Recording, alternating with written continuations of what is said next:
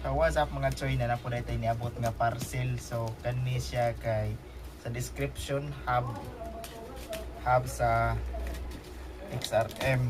Dito to kay dugay sing naabot pero atong tryan kung legit pa ni. Bukat-bukat man siya pero legit siguro ni siya. Kanang natay kuan.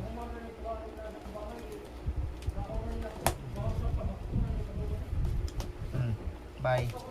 Awak dia bye. Oi. Gray na to din.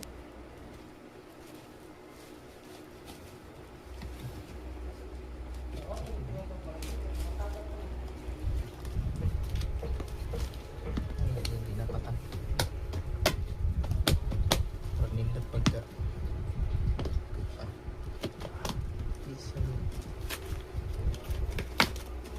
So, ayang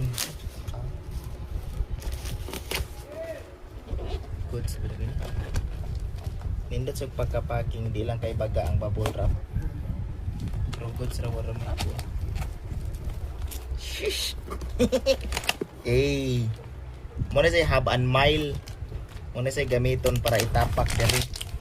Kaning dako, diri siyempre na diri.